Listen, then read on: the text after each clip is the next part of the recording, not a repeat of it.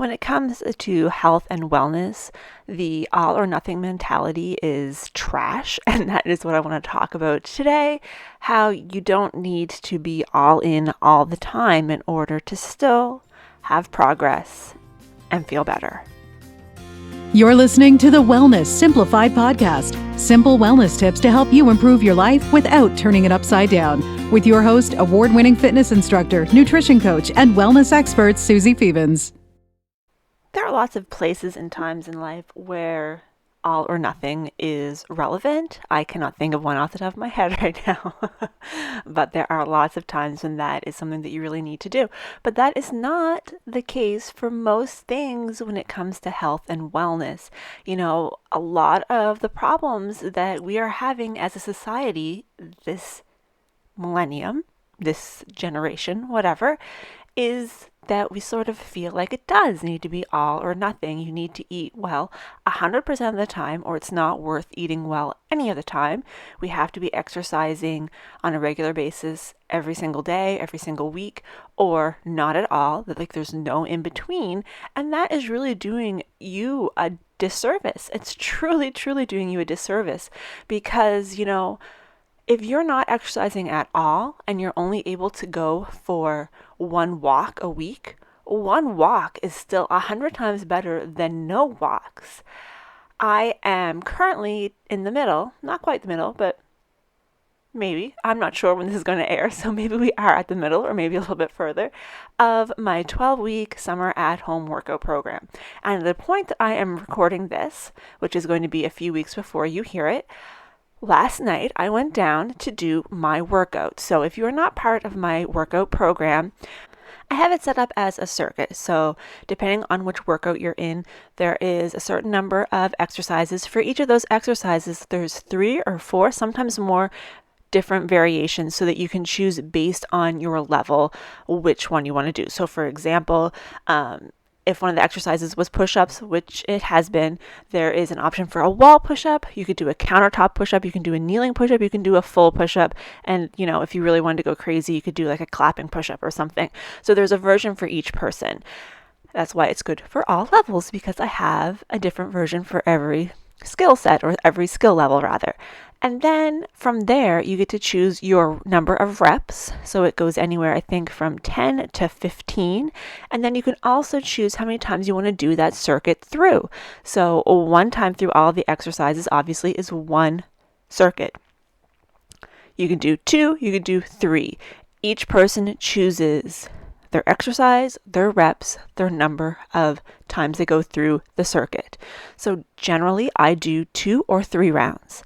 Last night, I did not have a lot of time. I just didn't. So I thought, do I even bother doing my workout? But I really wanted to keep up my momentum. I wanted to keep going. So I said, yes, I'm going to do it, but I'm only going to do 1 round. I'm only going to do the circuit 1 time through.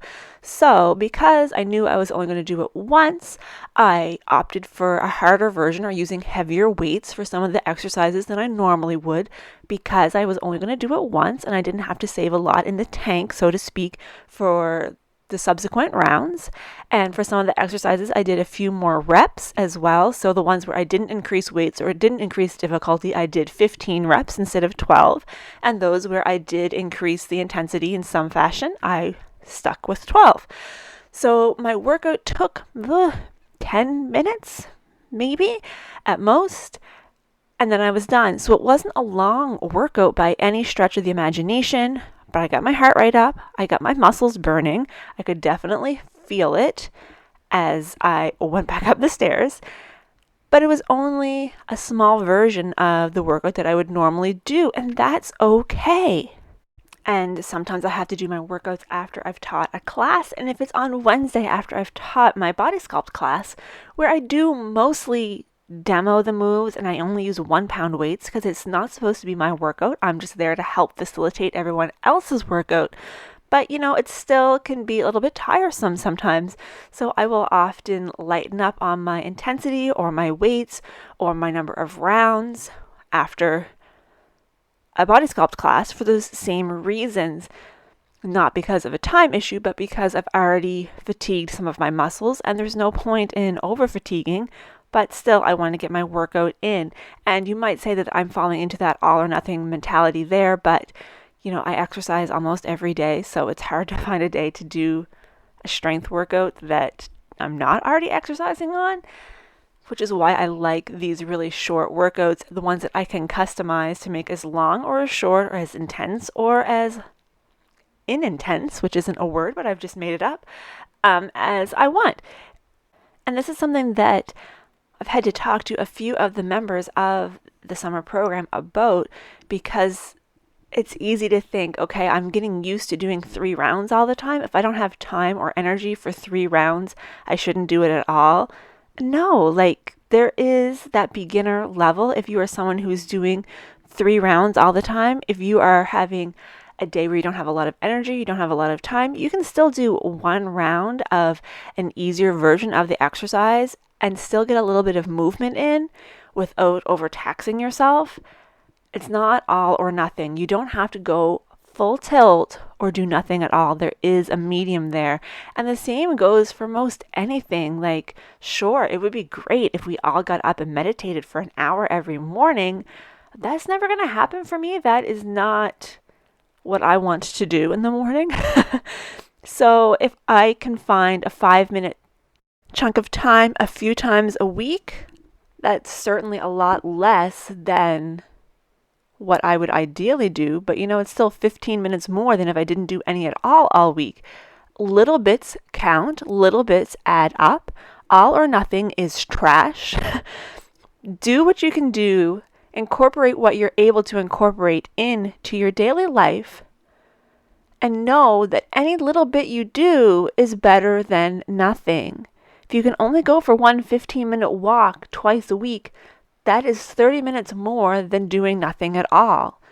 A lot of this goes back to, episode 2 of the podcast, when smart goals are stupid.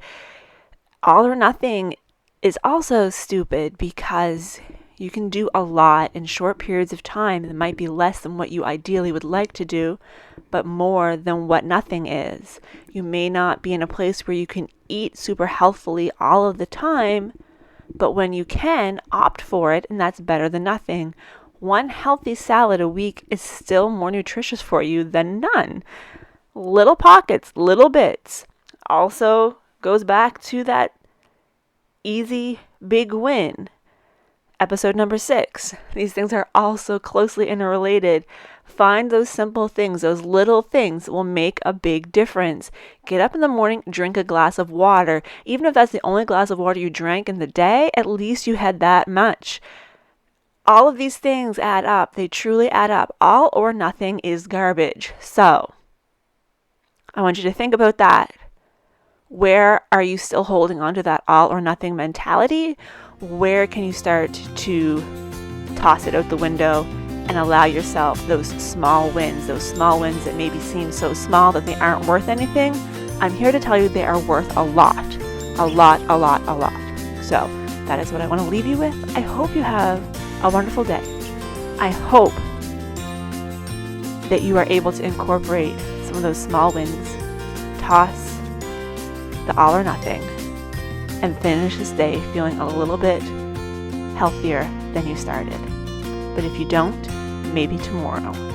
Thank you so much for listening. Have a wonderful day, and I will talk to you again soon.